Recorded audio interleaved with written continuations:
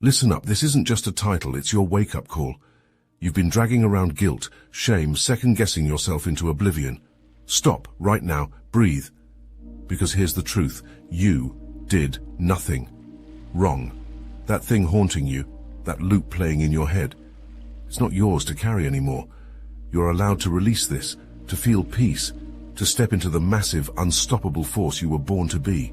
Let this hit like a thunderclap in your soul. You are enough. This moment, it's yours. Let's go. Persecution is never about your failures. It's about their fear. You are a force that disrupts, a presence that unsettles. When your truth burns brighter than their comfort, they lash out. Not because you're wrong, but because you're undeniable. Hold on to this truth. Persecution is not punishment for your misstep. It is proof of your impact. They cannot control what they cannot diminish, so they aim to break you, twist the narrative, make you doubt your place in the world. But their attacks are the clearest sign that you are standing where you are meant to stand. You were meant to bear it, and that is an encouraging thought. Let that settle in your soul. You weren't chosen at random or by mistake. You were chosen because you have what it takes to carry this. The weight you feel isn't a punishment, it's a calling. Like Frodo, the burden on your shoulders is not an accident. It's the mark of a purpose bigger than you can see right now. When you ask, why me? Know this. It's because no one else was built to endure this fire. You weren't chosen because the path is simple, but because you have the strength to walk it. The pain you feel, the exhaustion, the moments of doubt, those are not signs of weakness. They are the proof that you were made for this. Gandalf's words echo through time. You were meant to bear it, not by luck, not by default, but because someone knew you would hold the line. They don't give the heaviest loads to the frail. They don't assign the greatest battles to the timid. You, with your scars and your resilience, are the one who can carry what others would crumble under. Drop a comment, I did nothing wrong, if you've carried the weight that would have shattered them and turned it into your throne. Let that truth ignite something fierce within you. The challenge before you is not here to destroy you, it's here to reveal you. You were meant to bear it, and yes, that is an encouraging thought, because it means you were built for more than you ever believed possible. So take the weight, take the burden, and know this, you are enough to bear it, and more. They resist you, not because you're wrong, but because you're undeniable. When they look at you, they see the truth they've buried, the potential they've ignored, the lies they've lived. You didn't ask for this role, but your light demands it. It doesn't give them a choice.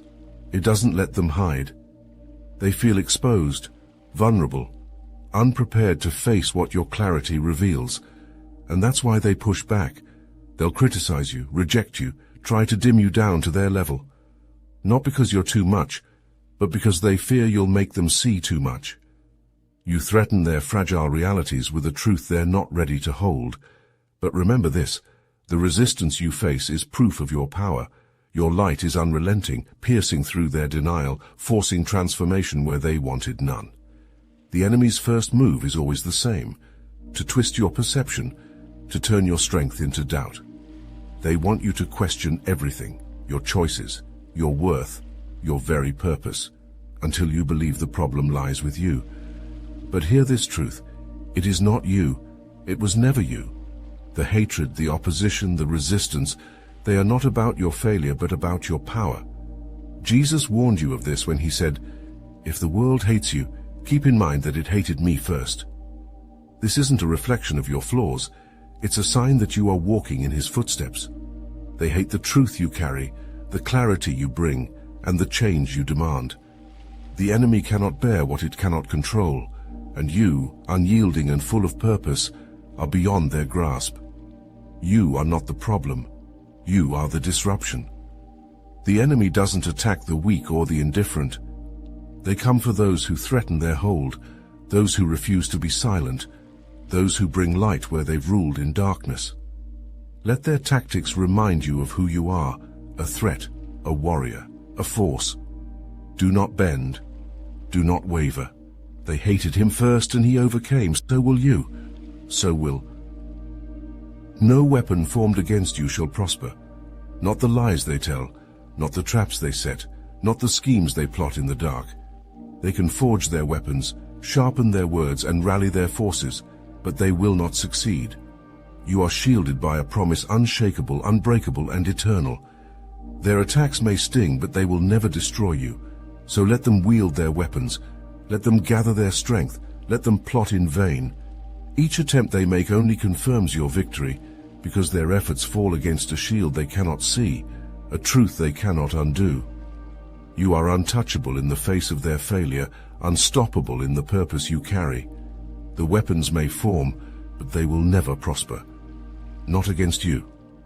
Welcome to the Obsidian Inner Order, where over 400 warriors like you don't just fight the Matrix, they rip it apart at the seams. This is where the truly chosen gather to dismantle illusions, rewrite the rules, and build kingdoms from the rubble. We're talking weekly sessions where the boldest of the bold break down the lies designed to keep you small, and content so unapologetically raw that it doesn't just challenge the system, it sends it running. Let's get this straight. This isn't for anyone still begging for permission or waiting for an invite to the table. This is for those who've been knocked down but came back swinging, ready to own every inch of their power. Step into your dominance. Click the link, join the Obsidian Inner Order, and let them watch you shine from the shadows. During one of my darkest moments, when the weight of opposition crushed my spirit, I turned to prayer. Not because I felt strong, but because I had nothing left. I couldn't see a way out. I couldn't even breathe beneath the heaviness. But in that moment, as I cried out, something unexplainable happened. A peace settled over me, not a fragile, fleeting comfort, but an undeniable assurance, as if God himself was saying, "I've got this." I could feel him holding back forces I didn't even know existed, shielding me in ways I couldn't understand. That peace didn't erase the battle, but it changed everything. The opposition didn't vanish overnight, but I knew deep in my bones that it could not win. What once felt unbearable became the evidence of his strength in me. Every insult, every setback, every ounce of pressure from those who wanted to see me fall became a testimony of his faithfulness. The attacks weren't a sign of my failure. They were proof of the purpose he had placed in me. This same peace is available to you. God doesn't just watch from a distance, he steps into the fire with you. Every force trying to crush you will be turned into a weapon for his glory. Every attack will fall short because you don't fight alone. Trust that he is holding back more than you can see. What feels like your breaking point will become the very moment he proves his power through you. Hold on, your testimony is being written right now. Joseph's journey was marked by betrayal and injustice, yet it wasn't wasted. Every pit he was thrown into, every chain he wore, every long night in prison was shaping him for his calling. God used what seemed like defeat to refine his heart, strip away immaturity, and forge a man who could not only interpret dreams, but also save nations. When Joseph stood before Pharaoh, it wasn't just his wisdom or vision that set him apart. It was the resilience, patience, and humility born from his trials. What felt like rejection was really redirection. God wasn't ignoring Joseph in his pain. He was preparing him for something greater than he could have imagined. Job's suffering takes the lesson even deeper. Stripped of everything, he sat in ashes, abandoned by comfort and misunderstood by those around him. Job's faith was shaken but never destroyed. Through his cries and questions, he clung to the truth that God's goodness was not dependent on his circumstances. When everything was restored, his wealth, his family, his health, it wasn't simply a happy ending. It was a revelation that God's restoration goes beyond material blessings. Job's faith grew roots so deep that even the greatest losses couldn't sever them. His story teaches us that trials are not always punishments, but opportunities for God to display his power and faithfulness in ways we can't yet see. Reflecting on both lives, one truth becomes undeniable. Struggles refine, not define you. Like gold purified in fire, the trials you endure strip away what doesn't belong, leaving behind a version of you that is stronger, wiser, and closer to God's purpose. Joseph's betrayal prepared him for leadership. Job's losses prepared him for unshakable faith. Your challenges are not wasted. They are forging a testimony that will speak louder than your pain, pointing to the God who works through every trial to bring about something greater. Drop a comment, betrayed but unbreakable, if their betrayal only made you stronger. You will never find peace by clinging to the question, why me? The need to explain, to rationalize, to grasp the hidden reasons behind every struggle will keep you chained to your pain. The truth is, some answers are not yours to hold. Peace begins when you surrender the need to understand and trust the one who does. Letting go doesn't mean giving up. It means stepping back and allowing God to do what only He can. Your battles are not random, and your struggles are not pointless. You are not forgotten in the chaos. You are being refined in it.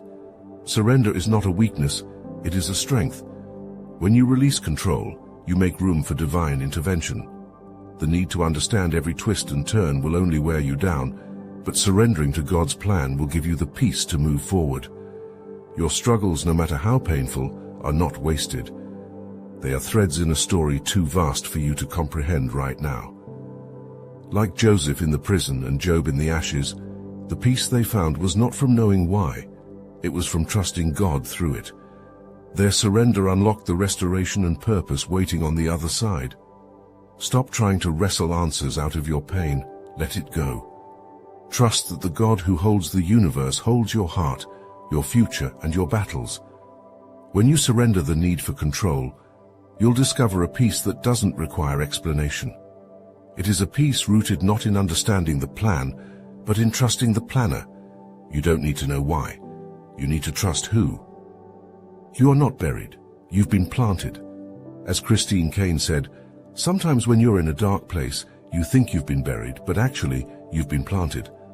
What feels like darkness, isolation, and suffocation is not the end, it's the beginning.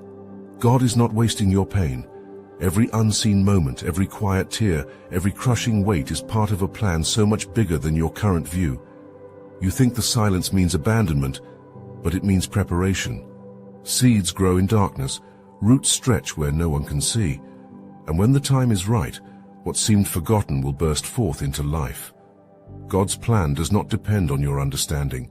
It depends on His sovereignty. The unseen moments are where He does His greatest work. When Joseph was in the pit, when Job sat in ashes, when everything seemed lost, God was not absent. He was working behind the scenes, aligning every detail, moving every piece, so that what was lost would not only be restored but multiplied. What looks like delay is not denial, it's refinement. Stop fighting the process. Stop fearing the dark. The seed doesn't fight the soil, it trusts that the unseen will bring growth. God is cultivating something in you that no eye has seen and no ear has heard. He doesn't waste pain, He doesn't misstep, and He doesn't fail. Trust that every moment, even the ones that feel like breaking, is part of a divine design to bring good into your life. You haven't been buried, you've been planted. And when the season shifts, you will see what He's been growing all along. Persecution is not a punishment. It is the weight of the calling you carry. You were not chosen to blend in. You were chosen to disrupt, to expose darkness with light, to stand as an undeniable force against everything that is false and broken. And the opposition you face is not proof of failure. It is evidence of your purpose. You are hated because you stand for something greater than yourself, something the world cannot silence. Wear that resistance like a badge of honor. It is the mark of those who carry God's light, and no weapon formed against you will prosper. Stop internalizing the actions of others as your failure. Their hatred, their rejection, their attempts to tear you down, they are not about you. They are about the truth you carry, the conviction your life brings, and the reflection of what they cannot accept within themselves. They strike at you not because you're wrong, but because you are a mirror to what they fear. But here is the truth. Their actions cannot define you. Your identity is rooted in the one who called you, who strengthens you, and who fights for you. As 1 Corinthians chapter 10 verse 13 reminds us, God will never give you more than you can bear. Every trial you face is met with His provision. You don't walk into the fire alone. He goes before you, equipping you with strength you didn't know you had. When the burden feels unbearable, know this: It is not meant to destroy you, but to refine you. God does not waste your suffering. The weight is heavy because He knows you can carry it. So stop questioning your place and start trusting His purpose. You are not defined by the world's opposition. You are defined by God's unwavering truth. Persecution isn't your punishment. It's your proof. Keep going. You were made for this. You are not meant to carry this alone. Isolation is the enemy's greatest weapon because it makes you believe the lie that no one understands, that no one cares, that no one sees the weight you bear. But God never intended for you to fight your battles in silence or solitude. The strength you need is found in the power of connection.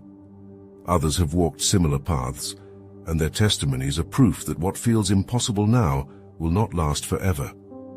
Fellowship is where healing begins, where your burdens are met with encouragement, and where your faith is sharpened by the faith of others.